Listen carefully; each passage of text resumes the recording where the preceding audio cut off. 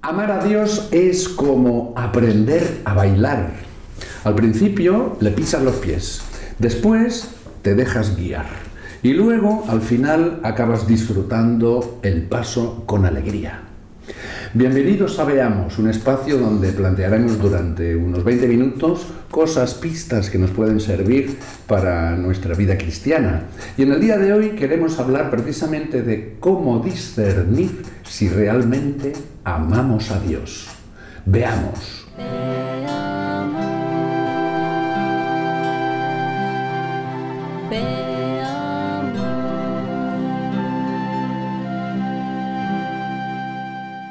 Saludamos con afecto a todos los televidentes que nos seguís en este programa nuestro de Veamos en Nazaret TV. Y en el día de hoy, tal y como os decíamos, queremos aprender a discernir realmente si amamos a Dios. Esta es una pregunta que algunos de ustedes nos habéis manifestado de una manera o de otra, ¿verdad? Como inquietud, como propuesta del tema que podemos tratar en esta familia nuestra de Veamos. Por eso hemos pedido al Padre Enrique que nos dé unas cuantas pistas de cómo realmente discernir si estamos amando a Dios o no. Padre Enrique, ¿cómo podemos saber si estamos amando de verdad a Dios o no? ¿Qué pistas nos da? A ver, antes de dar pistas, decir qué es esto del amor de Dios. Si estamos en el amor de Dios, estamos en el camino de santidad que Dios quiere. Claro. Entonces, lo primero es entender que todo cristiano está llamado a la santidad. Esta es una de las cosas que yo me acuerdo hace muchos años decían. Esta es la gran innovación que ha hecho el Opus Dei, el camino de la santidad. Decía, pero si esto ha estado siempre en la Iglesia, es el camino de los santos. Claro, y lo dice el Señor en el Evangelio, sed santos. Era el camino de la santidad, que decían, y se lo ha descubierto el Concilio Vaticano II cogiéndolo de José María Escrivá de Balaguer. Dices, que está muy bien que el Opus Dei hable de eso, y que me parece muy bien, pero que eso es de toda la Iglesia, y lo ha sido desde siempre. Por eso la Iglesia se ha reflejado en los santos. Claro. Y por eso siempre se ha aconsejado a todos los cristianos seguir el camino de los santos, porque es el camino de Cristo, el camino vivido. Una cosa es la teoría y otra es la práctica. Los santos en la práctica han vivido el camino de santidad y de cercanía con Dios que Dios quiere. Claro, entonces, claro, cuando vemos la vida de los santos, vemos sus actitudes, su corazón, su oración, su acción, pero, claro, nuestros televidentes nos preguntaban, ¿cómo sabemos nosotros si realmente estamos ahora ya en el camino de santidad que dice usted, de amor a Dios? El camino de santidad es camino de gracia, y la gracia tiene en común una serie de cosas, ¿no? Primera cosa, el cristiano ora. O sea, si tú realmente estás con el Padre, con Dios, te darás cuenta que si lo amas, estarás con Él. Si estás con Él, rezarás, orarás. Si tú dices, no, yo la oración cero, pues ya vemos que de alguna forma estás lejos. ¿Me explico? Si no hay oración, que la oración podrá ser de muchas formas diferentes, pero ha de haber oración. Todo cristiano, todo santo, reza. ¿Por qué? Porque quiere estar cerca del Señor, para saber si estamos y amamos a Dios, hemos de querer estar cerca. Decir que uno ama a alguien al cual lo quiere tener lejos, es que no lo ama. Claro. Es otra historia. Entonces, primero, la oración. Y luego una cosa muy interesante, ahora que estamos hablando con el párroco de la parroquia de Santa Teresa del Niño Jesús. Si no me equivoco, padre, yo me acuerdo que leyendo la historia de un alma, había un momento en que Santa Teresa decía, oh Señor, que has puesto en mi corazón el deseo de ser santa. Claro, ¿cómo puede ser que el Señor me haya dado, como decía usted muy bien, es un camino de gracia? La primera gracia es ese deseo que tengo yo de Dios. Sí, lo primero es el deseo de Dios, y entonces es encontrar a Dios en aquellas cosas que Dios nos pone para ser encontrado. Claro, el caso de Santa Teresita es un caso especial porque ella, discerniendo un poco su camino en la Iglesia, dirá, yo quiero ser el corazón de la Iglesia, o sea, el amor dentro de la Iglesia. Claro. Sí, sí. Nosotros no llegamos a Santa Teresita. Bueno, podemos en camino, pero no llegamos. Pero sí es cierto que, claro, primero, ¿dónde se encuentra en la oración? Pero en la oración especialmente, ¿dónde? Y es la misa de la Eucaristía, es el primer lugar. Un cristiano sin misa no es cristiano. Cuando el Concilio Vaticano II nos dirá que la Eucaristía, la misa, es el centro y culmen de la vida cristiana, es porque es necesario para la vida cristiana. Entonces, de ahí que muchísimos han entendido, y según yo lo han entendido muy bien, que lo primero es la misa del domingo, pero para muchos enseguida es la misa diaria. Sí. Porque vas en camino de santidad, en camino de encontrarte a Cristo, encontrarte con su palabra y con el sacramento. O sea, con su presencia. Porque claro, si un alma busca a Dios, quiero estar con Dios, pues tendré que ir a donde Dios está, que es realmente presente en la Eucaristía. Sí, pero yo aquí siempre alguno dirá que soy un poco exagerado en esto, pero a mí me gusta decir, la Eucaristía en su doble ámbito. La Eucaristía es presencia real, en realidad es en casi 4 ámbitos, pero es igual. Yo pongo 2 primeros. El primero es que cronológicamente está en la palabra. Se nos anuncia la palabra de Dios y se nos explica la palabra de Dios. Cristo es presente en ese evangelio explicado. Y después se hace presente en el pan de la comunión, en el pan que partimos y comulgamos. Entonces, hay mucha gente, ahora menos, pero yo me acuerdo cuando era más joven, que despreciaba la palabra de Dios y lo único que le importaba era el sacramento, o sea, era la Eucaristía como sacramento. Pero la Eucaristía desde el primer día, desde el año renta, podemos decir, desde que la Eucaristía es Eucaristía, siempre ha tenido los 2 componentes. La palabra de Dios explicada y el sacramento de comunión, donde Cristo se nos da verdaderamente como cuerpo y alma a cada uno de nosotros. Claro, porque hay un aspecto, padre, y ya usted me corregirá, que la Eucaristía, por ejemplo, precisamente cuando el Señor se hace realmente presente en el pan y en el vino, cuando el sacerdote dice las palabras de Cristo. Si no hay palabra, tampoco hay presencia. Sí, si uno quiere ser más puñetero, por decirlo así, diríamos, a mí me gusta mezclar la teología occidental y la teología oriental, que da un poco más de amplitud a todo. Y entonces, los latinos, nosotros decíamos occidentales, en las palabras de la Eucaristía, en las palabras de la consagración, ahí está la presencia real. Los orientales dicen, en la invocación del Espíritu Santo, ahí se hace presente. A mí me gusta decir, por la invocación y la palabra, las 2 cosas juntas. Las 2 cosas juntas. ¿Me explico? Primero se invoca al Señor, y después con las palabras de esa invocación y las palabras mismas de Cristo, Cristo se nos hace presente. ¿Por qué me gustan las 2 cosas juntas? Porque si no llegamos a aquello que hacían los medievales, de decir, si realmente solo fueran las palabras por las palabras, yo paso delante de una panadería, consagro el pan y ya está, tenemos Eucaristía aquí para dar y vender. Y decías, no, ¿qué falta? Falta el sentido cristiano, eso no es cristiano. Un cura va y dice las palabras allí, ¿se ha consagrado? No. No, claro.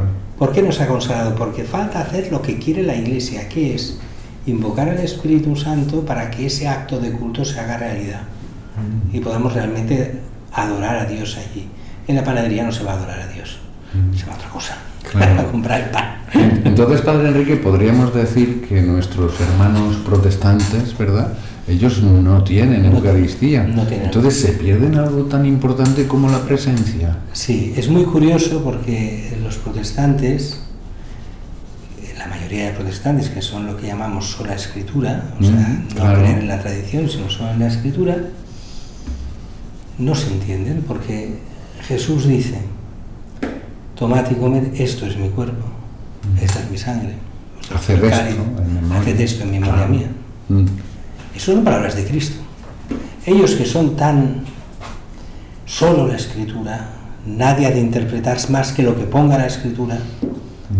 Y ellos dicen, no, pero esto es simbólico. ¿Cómo que es simbólico? La escritura dice que es real. Ah, no, pero su tradición protestante dice que es simbólico. Entonces creen en su tradición, no creen en solo la escritura. Claro. Creen en sus tradiciones. Hay un poco de... Claro, hay algo que no funciona. Y además el Señor también dice quien no come mi carne y bebe mi sangre no puede tener vida.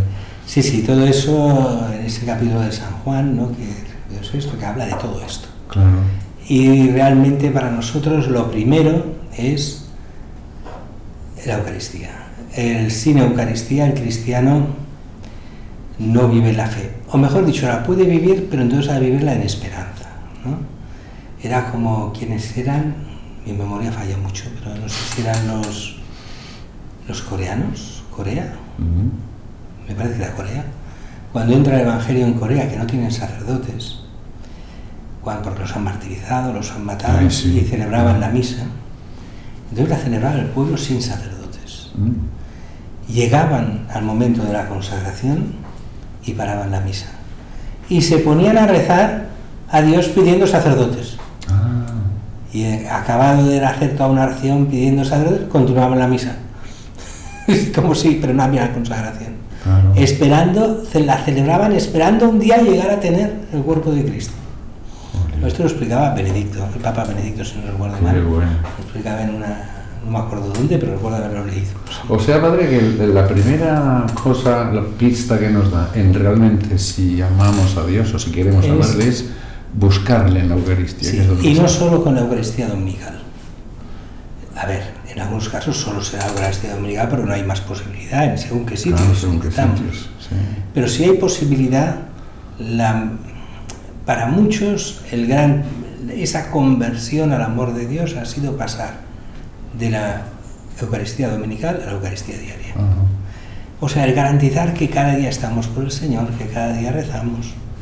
Y la misa la oración por excelencia, porque es una que nos da el Señor. A ver, aquí yo me gusta decir una cosa. Mucha gente dice, ¿cuál es la oración dominical? Quiere decir la oración del Señor. Y dicen, la oración que nos da el Señor es el Padre Nuestro. ¿Es cierto? Sí, pero a medias. Porque el Señor nos da dos oraciones. ¿Ah, sí? Nos da el Padre Nuestro y la misa. Cuando dice, haced esto en memoria mía, está enseñando a decir la misa. Claro. Toda la última cena es enseñar a decir la misa. Claro.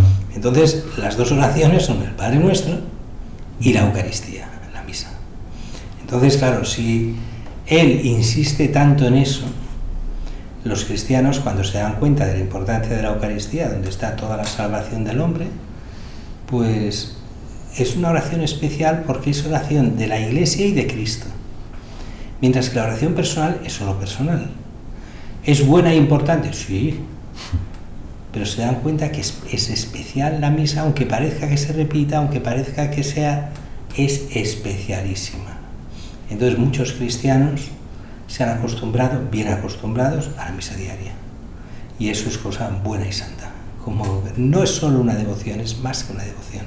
Es un auténtico camino a la santidad.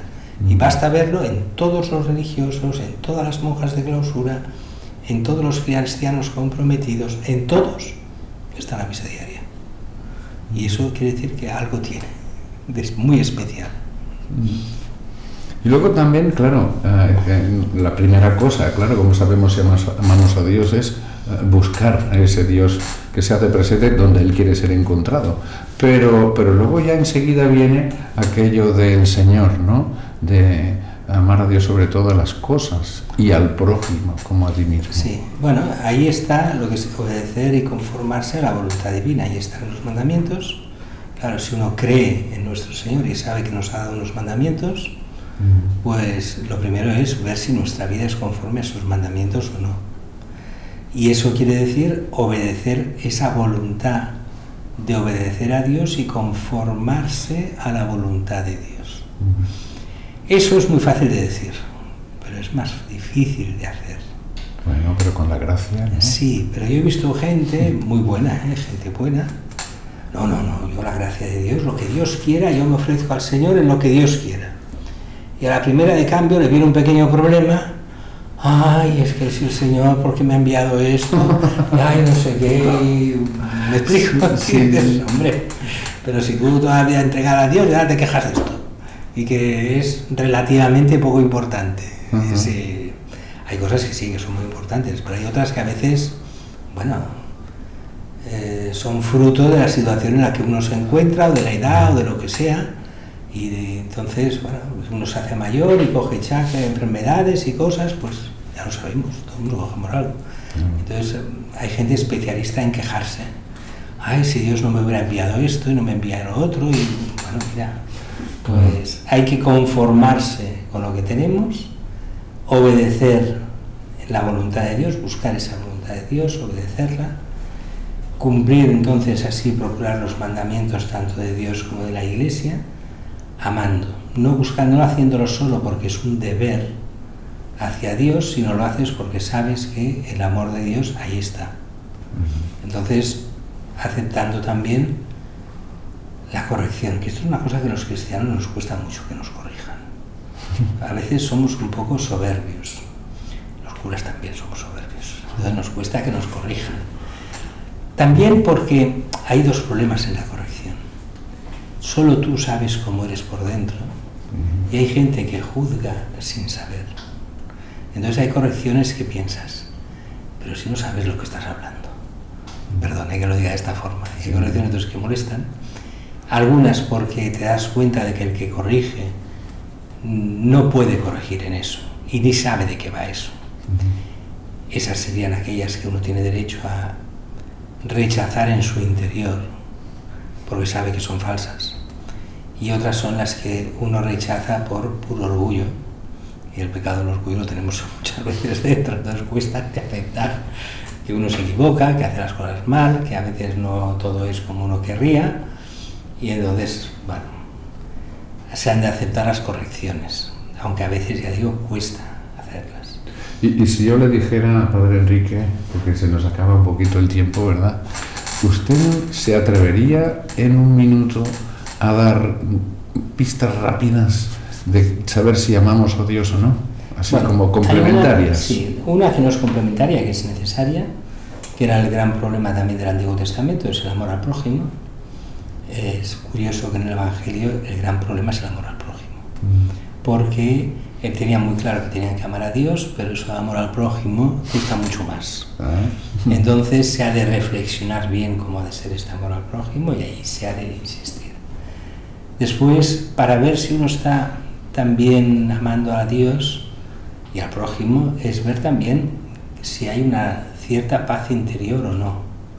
Hay gente que, o sea, todo el que está en plan gruñón y sin ninguna paz interior y criticándolo todo el día, todo, y mal genio. Algo falla. ¿Me explico? Algo falla. Algo falla. O sea, en todos podemos tener mal genio y tener un día bajo, entendamos, pero no sería. Después, lo que es la contrición ante el pecado, el saber reconocer los pecados, pedir perdón de los pecados. Una persona que nunca peca, porque es perfecta, algo falla, porque no es la Virgen. O sea, si fuera la Virgen, diríamos, vale, pero no es la Virgen, solo hay una, ¿no? Claro. Ni es la Virgen ni es nuestro Señor, así que todos tenemos pecados y nos hemos de ir convirtiendo. Después hemos de aprender a desapegarnos de los afectos desordenados. Afectos quiere decir todas aquellas cosas que no van según la voluntad de Dios y que no queremos sacarnos de encima, tanto a nivel de personas, amistades, cosas o vicios. Que nos aleja de Dios. Sí, o que al menos impiden que nos acerquemos a Él. A veces son las amistades también, a veces son las compañías, depende. Ahí hay que lucharlo. Los seriales de la televisión, que a veces... Sí, hay veces que has de decir, Señor, corta la televisión. Señor, que no vea más esto. Otros serán aficiones, que de por sí no son malas, pero a lo mejor nos hacen perder el tiempo de tal forma que impiden que hagamos otras cosas. Entonces no solo cosas malas, pueden ser cosas buenas, pero que impiden a cosas mejores. Podría ser. Después también ver si tenemos los frutos del Espíritu Santo. O sea, si tenemos paciencia, mansedumbre, humildad, dominio de sí, si crece la caridad, si eso también nos hace ver si vamos por el buen camino o vamos por el mal camino. También priorizar a Dios en las decisiones concretas. Puede pasar que estemos tan asilvestrados, por decirlo así, que cuando tomamos decisiones Dios no cuenta, porque ni pensamos.